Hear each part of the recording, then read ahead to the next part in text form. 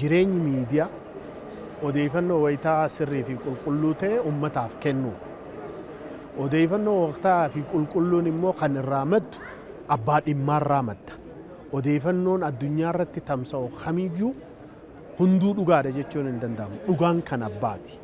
Dhugaan kan abbaa ergii ta'e jalqaba irratti miidiyaan wanni inni beekuu danda'u beekuu qabu jedhee yaadu eenyuufiin hojjedha, akkamittiin hojjedha, maaliifiin hojjedha, bu'aa maal fiduudhaaf kan jedhu sirriitti beekuu qaba. Kanarratti yogguu ilaalu utubaan inni guddaan faayidaa biyyaalessaati. Faayidaa biyyaalessummaa jechuun maal jechuudha? Biyya walaboomte, biyya diinagdeedhaan guddatte, biyya hiyyummaa seenaa goote, biyya sabaaf sablammoonni hedduun jaalalaaf walqixxummaan aadaa, duudhaa, seenaa isaanii waliin dhugoomsan, waliin guddatan, biyya waltajjii addunyaa kamirrattuu dhaga'amtummaa fi kabajamummaa argachuu qabdu, biyya daangaan isii kabajame, biyya bilisummaa fi nageenyi isii dhugoomee ummatoonni isii jaalalaa fi walqixxummaadhaan keessa jiraatan uumuudha faayidaa biyyaalessummaa jechuudha. Kana ergii beene miidiyaan kana leellisuu hawaasa odeeffannoon badhaadhe uumuun gahee adda durummaa isaa tahaa jechuudha. Waan kanarraa faallaa ta'e immoo saaxiluu kallattii furmaataatti agarsiisuun dhimma ijoo miidiyaati. Yeroon isaa yeroo gadheedha. Maalni aktiivistii fi gaazexeessummaan wal makee jira. Sana immoo eenyutu gargar baafata? Warri dhaga'uu fi warri ilaalu baafachuu hin danda'an. Gargar baafachuu hin danda'an. Waan dhiyaateef gatii fudhatan. Garuu waajjirri miidiyaadhaa garuu kan hojjechuutu irra jira. Gargar baasuutu irra jira. Sabi kun akka inni barus immoo barsiisuutu jira. Maal jedhusaa miidiyaa litirasii kennuutu irra jira. Itti qophaa'uutu irra jira. Kanaaf gaazexeessonni dandeettii qabaachuutu irra jira. Dandeettiin immoo kaapasitii biildiingiidhaaf tireeningii duwwaa utuu hin ta'in saayikooloojikalii, meentalii, fiizikaalii qophaa'utu irra jira. Maaliif barbaachisaa? Akka giraawundi tiruupiidha. Akka sanatti qophaa'utu irra jira. Of qopheessuudha. Tireeningiin barbaachisaadha. Orienteeshiniin barbaachisaadha. Barumsi barbaachisaadha. Maaliif ga'umsa barbaanna. Ga'umsi sun immoo profeeshiniin sun immoo akka profeeshiniitti of danda'ee dhaabbachuutu irra jira. Kanaaf asooseeshiniin gaazexeessootaas jiraachuutu irra jira. Isaan sappoortii yoo ta'e malee isaan yoo hundeeffamee jabaatee dhaabate malee rakkisaadha. Maaliif kan raasu dubbiin raasu baay'ee gatii ta'eedhaaf amma addunyaa kana irratti dubbiin ishuun baay'eedha. Akkuma jenne naashinaal intirestiin kun biyya hundumaa raasa. Hundumtuu kan kootu caalaa'edha. Hundumtuu kan koo fudhadhaa'edha. Ameerikaan akkas, Raashiyaan akkas, naatoo member akkas hankeenyatu caalaa. Biyya addunyaadha. Chaayinaan kan kootu caalaa. Hundumtuu kan kootu caalaa kan koo fudhadhaa. Kanaaf dorgommii kana mo'uudhaa fi itti cimee darbuudhaa fi of qopheessuu barbaachisa. Seenessa qeenxee biyya kanarratti deemaa turerraa kan ka'edha. Namoonni kallattii akka gadhiisan waa'ee isaanii akka yaadne akka ofirraanfatan godhamuu isaatirraa kan ka'e gama biraatiin immoo faayidaa dhuunfaa qofa ilaaluu, faayidaa biyyoolessaa, faayidaa waliinii kana dhiisanii faayidaa yeroodhaaf argatan irratti xiyyeeffatanii qaamotii hojjetantu jiru. Isa kana akka itti fufne gochuudhaaf yookiin sirreessuudhaaf gama tokkoon akka miidiyaatti wanti hojjennu jiraachuutu irra jira. Kana saaxiluutu nurra jira. Akka irraa baratan, akka irraa deebi'an walitti fufiinsaan hojiin nurraa eeggamu akka jiru hubachuun hin danda'ama. Gama biraatiin immoo olaantummaan seeraatis kabajamuu qaba. Qaamoleen dantaa biyyoolessaa fuuldura dhaabbatan akka kanaan dura bira darbamuu qaban seeraan itti gaafatamummaan jiraachuu irra jiraata. Sababni isaa akka biyyaatti itti fufuudhaaf amma rakkoo amma keessa jiru kana keessaa bahuudhaaf qabeenya qabnu carraa qabnu hundatti fayyadamnee iddoo keenya akka sirreeffannu gochuudhaaf wanti kun murteessaa waan ta'eef kallattii hundaa irratti hojjetamuu qaba. Olaantummaan seeraas kabajamuu qaba kan jedhu kaasuun barbaada. Jalqaba irratti miidiyaan kaayyoo dhaabbateef sanii maalirra akka dhaabbate sirriitti beekuu danda'uu qaba. Hawaasa odeeffannoon badhaadheen ijaaraa jee odeeffannoon inni tamsaasu kan faayidaa biyyaa miidhu yoo ta'e jalqaba irratti utubaa isaa diigaa jiraachuu beekuu qaba. Jalqaba ofuma isaatiifuu faayidaan biyyaa dhimma ijoo kan kooti. Mirgaa fi dirqamni koo faayidaa biyyaa kabajsiisuu fi kabajamuu faayidaa biyyaatiif of qopheessuu hojjechuu jee beekuu qaba. Kan kanarra dabre immoo qaamni faayidaan kun akka kabajamu qajeeltowwan seeraa fi heera baasu hubannoo gahaa uumuu qaba jeetii yaada. Akkaataa namni waan kanarratti hubannoo argachuu danda'u irratti ijaarsa dandeettii irratti sirriitti hojjetamuu qaba jeetii yaada. Sadaffaa irratti hirmaachisummaadha. Marii fi marabbaan jiraachuu danda'uu qaba. Walitti dhiyaatanii mari'achuu qaba. Humbikka dabree irratti faayidaa biyyaa irratti araaramuun hin barbaachisu jeetii yaada. Kanaaf olaantummaan seeraa kabajamuu qaba. Faayidaa biyyaa diidee hariiroo uummatummaa waan cabsu diidee aadaa duudhaa safuu uummatichaa cabsite biyya tokko keessatti jiraachuun mirga ta'uu qabu.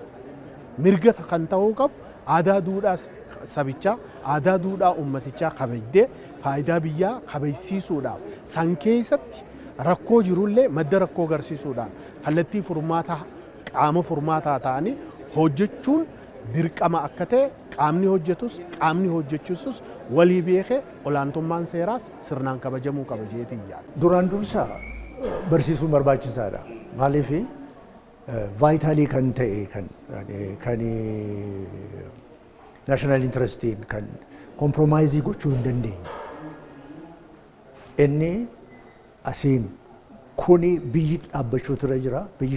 Biyyi kun dhaabbannaan immoo hundee isheen irratti hundooftu kuni kana jedhamee isarratti orienteeshinii fi barumsi kennamuutu irra jira.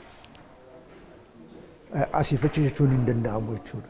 Kan namaa miti, kan nama tokkoo miti, kan budinii tokkoo miti, kan gaa'ee organaayizeeshinii tokko duwwaa miti, kan hundumaati. Amma fakkeenyaaf waa'ee siipoort amma gaafatamaa jiru kanarratti sooshaal miidiyaan maal jedhee odeessaa kuni gaaffii mootummaati.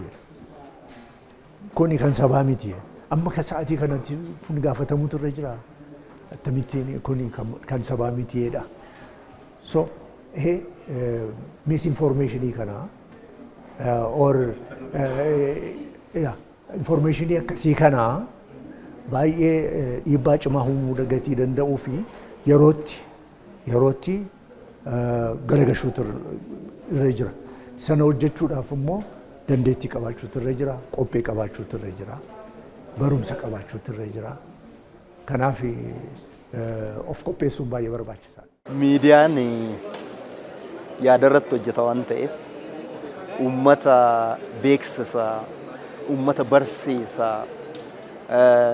gochaaf akka kaka'u godha waan ta'eef dantaa biyyoolessaa eegsisuu keessatti miidiyaan gaheen inni qabu gahee salphaa miti.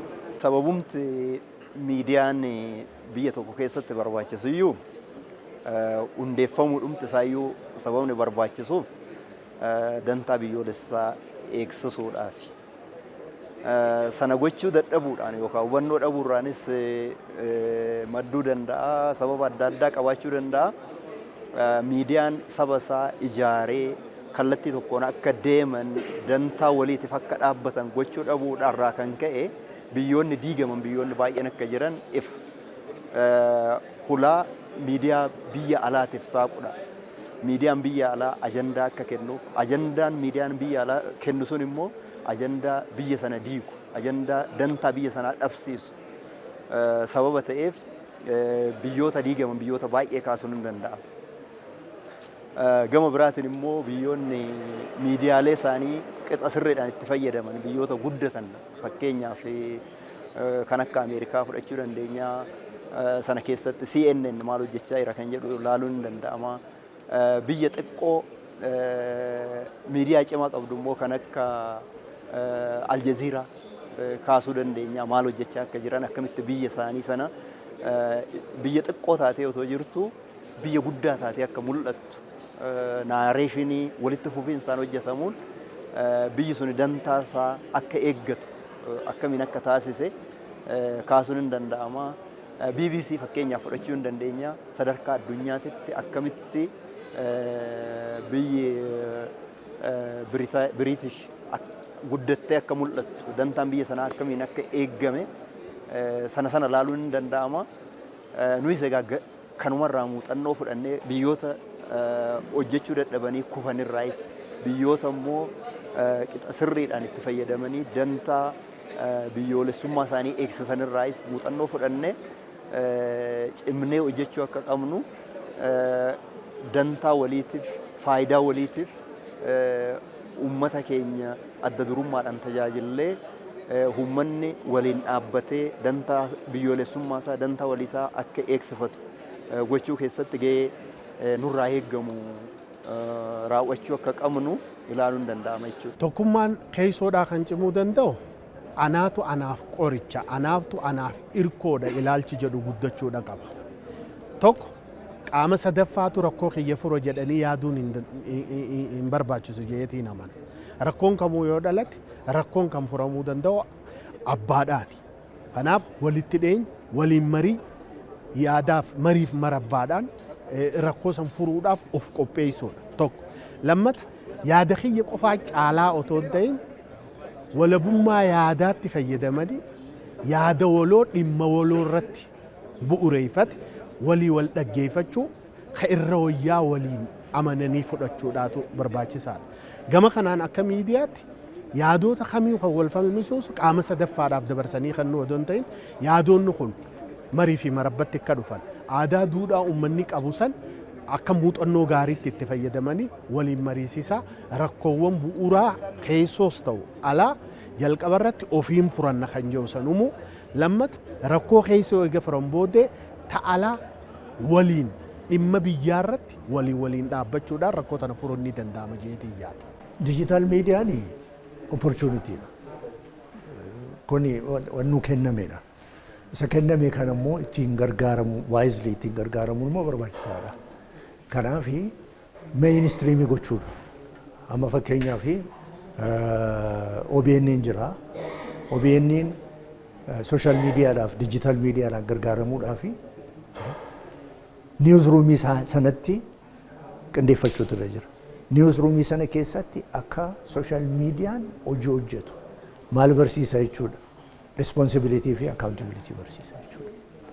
Kana irratti hundaa'ee wajjin hojjechuudhaaf of qopheessuun barbaachisaadha. Capacity sanas immoo jajjabeessuun barbaachisaadha. Kanaaf akka opportunitytti akka kennaa gaariitti yoo lakkoofna ta'e wajjin hojjechuudhaaf ittiin hojjechuudhaaf ittiin gargaaramuudhaaf qophaa'uun baay'ee barbaachisaadha. Inni jalqabaa orienteeshinii kennuutu irra jira. Trainingiidhaan qopheessuutu irra jira warra hojjetaa. Miidiyaan sun jara qopheessa waa'ee fake newsii, waa'ee misinformeeshinii, waa'ee disinformeeshinii jara capacity isaanii guddisuutu irra jira. Yeroo bakkee ba'anii hojii hojjetan immoo maal fudhatanii deemu? Standardii sana fudhatanii deemu. Standardiin suni waan ittiin hojjetan jechuudha. Isa fudhatanii deemu. Isa fudhatanii bakkee ba'u. Harka duwwaa miti. Meeshaa qabu jechuudha. Waan ittiin seensii godhan, waan ittiin garaagara baafatan. Kanaaf ciminni kan barbaachisu jalqabisaa kan miidiyaa organizationii. Achi keessa warra hojjetu, warra hojjetaa, warra sappoortii gochuun barbaachisaadha. Treeningii kennu, orienteeshinii kennu barbaachisaadha. Miidhaa akkamii qaqqabsiisanii oolisuu ba'a? Baay'ee fagoodha. Biyya galagalchuu danda'a. Sobaan biyya balleessuu danda'a. Biyyi dhaabbatee hin beeku sobaan biyyi dhaabbatee hin beeku garuu biyya jissuu danda'a. Gaaffiin jijjiiramni biyya kana keessatti akka dhufu taasifameef tokko keessa bilisummaa miidiyaa yaada ofii ibsachuu mirkaneessuudha. Isa kana yeroodhuma tokkoon ukkaamsuun yeroodhuma tokkoon hundayyuu gaafatama gochuun kaayyoo ijaarsa dimokiraasii yaadamee qabame irrattis dhiibbaa waan uumuuf barsiisaa hubachiisaa namoonni akka hubatan gochaa dhimma dhuunfaa isaanii akka ta'e barsiisaa deemuun barbaachisaa akka ta'e waan amanameef yeroon tolereetti godhamu yeroon bira darbamu hin jira. Akka waliigalaatti garuu namni dantaa biyyoolessaa sirriitti hubatee akka ta'uu qabutti hojjetu ga'aan jira jedhamee waan nama amansiisu hin jiru. Adeemsa keessa garuu haa guddatu haa xiqqaatu miidiyaaleen kanarratti xiyyeeffatanii hojjetan dantaa Itoophiyaa beekanii biyyoota kaanittis beeksisuudhaaf afaan garaagaraa fayyadamanii hojjetaa jiran hin jiru.